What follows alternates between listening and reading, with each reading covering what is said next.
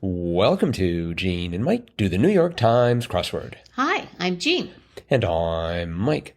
And today we are doing the crossword for Wednesday, August 21st, 2024. So, on this very august Wednesday in August, did you do the crossword? I did. And was it an august crossword? It was chock-a-block great. Chock-a-block great. Uh-huh. I don't know if I used that phrase correctly. Chock full of greatness, I guess. No, it was chock-a-block. Chock-a-block. Okay. I'm not entirely sure what that means either, but it is in the grid. Yes, it is. So it must mean something. It's a themed clue. Mm-hmm. So the theme was very unusual today because it essentially just involved long, complicated words with an A in the middle of them. So, and they are, they're common words. Not that you use them a lot, but you've probably heard them before. Mm-hmm. The first one was 17 across, which was gathering for lathering, and that was the Rub-a-Dub Club. And then we had 26 across, jewels for fools, and that was the Ding-a-Ling-Bling. Mm-hmm. And then we had the aforementioned 42 across, Friar piled higher, which was the Chock-a-Block Walk.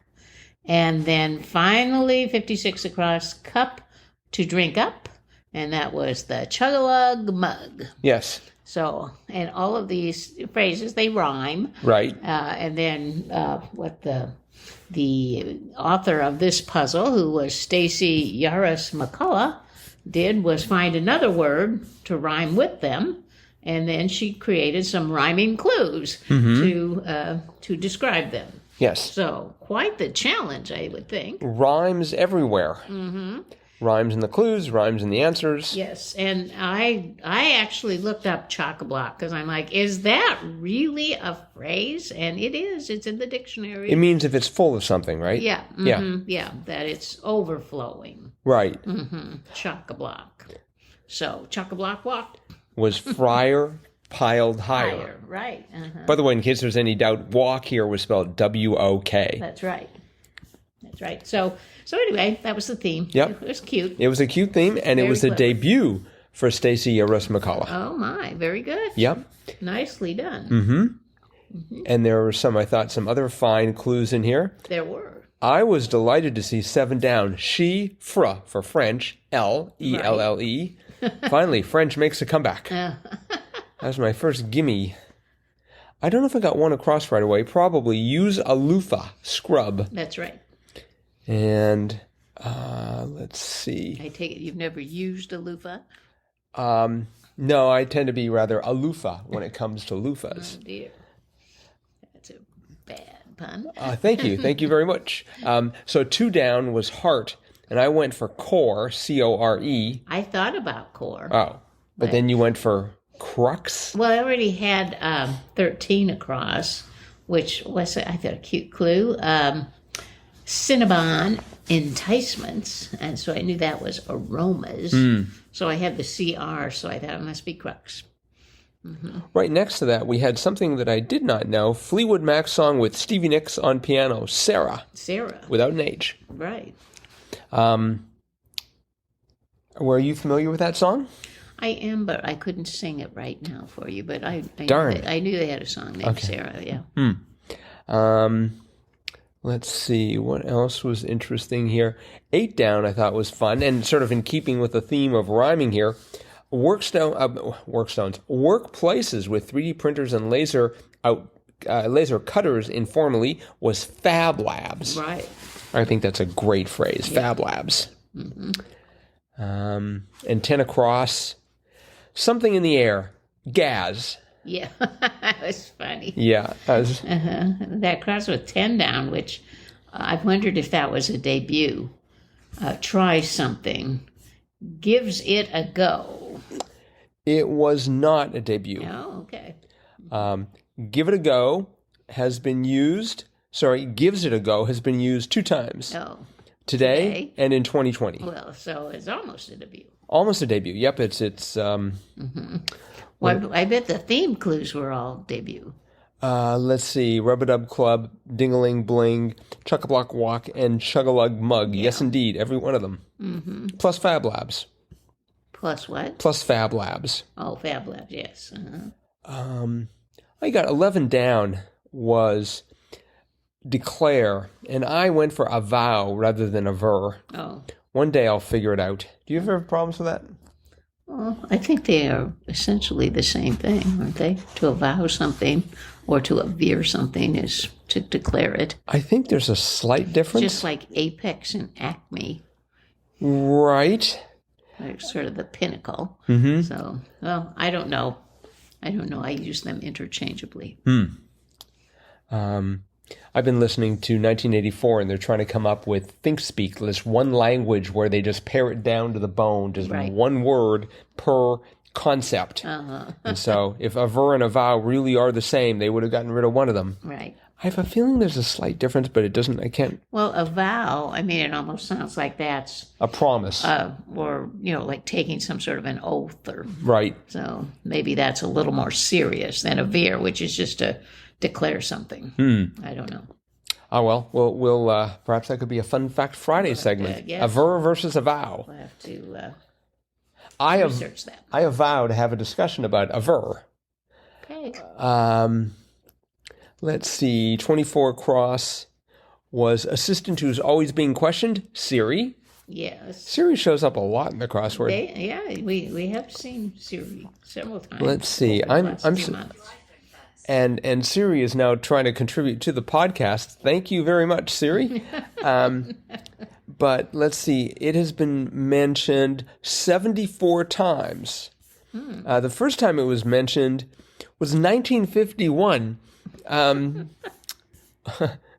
since Apple was founded in what, 1978? 77? Anyways, in 1951, it was known as a bell pepper. And the clue remained as bell pepper till 1988. Wow. And when Will Shortz got involved, he never mentioned bell again. Well, there was a huge gap there between 88 and 2012. That's true. Yeah, the 20 years. The 24 Siri-less years. Mm-hmm. And I'm serious about Siri-less. Right. Mm-hmm. So, yeah. Let's see. What else was good here? Were you familiar with 27 down? 27 down being a no-bake dessert that's chilled before serving, an icebox cake? Right. But that's a little bit of a misnomer. Because it's a cake, it says no-bake dessert. Right. I've always thought like an icebox cake, you start with a cake and then you add, stuff to it like ice cream or fudge or stuff like that. But I thought you had to bake part of it. Well, here they're saying... Maybe not. I don't know. Here they're saying it's a no-bake rather, so... Mm-hmm. Perhaps it's a newfangled cooking innovation. Oh, that's another thing to research. Yep. Avow, aver, and icebox cake. Just the fact that they call it icebox suggests it's a very old idea. Yes. I don't think we have any iceboxes anymore. Near that, we had 30 down, at least numerically near that, we had 30 down. Most common Czech surname was Novak. Right. I thought that was very interesting. Yeah, and I was trying to think, where have I heard Novak? And on Radio Classics on Sirius XM, they have a show called Pat Novick for Hire. Oh. And it used to star Jack Webb. Wow. And it was Jack Webb, not like he is on Dragnet, where he's just like always very even-tempered, almost a monotone voice. Yeah, I was going to say, very monotone. But this is like, he's this hard-boiled private eye, and it's all film noir stuff, and it's just great. Here, I'll give you, because I just happen to have it here, a quote here. Let's see. The dialogue is rife with similes found in Pulp Fiction. Example, the neighborhood was run down, the kind of place where the for rent signs look like ransom notes. Isn't that great? I mean, and the whole show is like that. Just this great, great writing. Here, another one. Around here, a set of morals won't cause any more stir than Mother's Day in an orphanage. dear. I mean, but it was a really good show. Pat Novak for hire. There's sort of like a bit of a pause. And I think it was like ran for like 4 years, and I think Jack Webb started it, and I think then he came back at the end, but in between they had some other people. So anyway, listeners, if you get a chance, hunt around and have a listen to Pat Novak for hire. Highly recommended. Let's see here. I thought 50 down was fascinating. Guinness record holder for mammal with the most names, PUMA. Yeah. Or possibly PUMA. PUMA. Sorry, I panicked. Apparently, a puma there are at least 40 names for it in English. Really? Isn't it the same as a mountain lion? It's probably. I mean, chances are, statistically speaking, a bobcat. Yes. I thought they said it was like a cougar. Or a cougar. Right. Yeah, all of those and more. Really? I guess. I mean, you had to get up to 40 somehow, and that's just in English. Thing to research. Whoa! I think our bucket is running over here. Yeah. Right next to that, 51 down, golden blank retiree ager. That's right. And I thought the best one, 53 down, mysterious character rune. Yeah. That was good. Let's see, what else? 40 down. 40 down, the clue was sus, and the answer was sketchy. Yes. And apparently sus is short for suspicious. Yes. Oh, you knew that? Yes. I did not. That was a revelation to me. What were you thinking it meant? I was thinking when you try and suss something out, you try and figure it out. Yeah, I think that's spelled S-U-S-S. Well, an extra. You suss something out? I guess. Anyways, this was sus, just short for suspicion. Right. And so the answer was sketchy. Yeah, sketchy. Yep.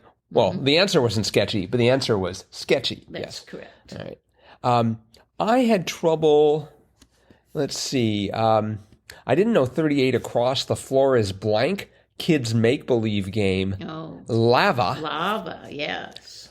And 38 down, what a picket fence may enclose. I had an A in the second and an N in the fourth letter.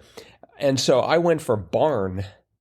Oh, no, I don't think so. And then I was trying to figure out the floor is ba. I had B-A blank A, and it's just like Baja, like Baja, California or something?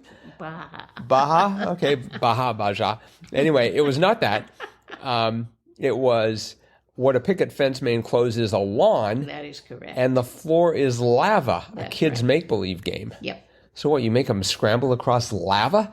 No. When the floor becomes lava, and then nobody can touch the floor.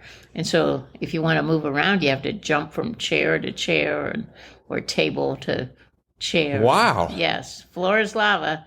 Mm-hmm. So then everybody has to get off the floor or else they'll melt. So basically, if you're trying to destroy all the lamps and furniture in your house. Yeah, that's a great game. It's just like, we'll leave nothing left standing. Right. Mm-hmm. All right. Okay, well, I think that is probably it for today. A fine crossword, again, by Stacy Yarus McCullough. Wonderful job for your first Yeah, puzzle. brilliant. Terrific. I think worth 5 squares on the Jam CR scale. 5? Yep. 5 out of 5. All right, and that is it for today. So thanks, everyone, for listening. Yep. We'll be back again with our cutting-edge analysis of tomorrow, a.k.a. Friday's crossword. No, Thursday's crossword. Sorry, getting ahead of myself. We'll be back with that tomorrow. Bye-bye.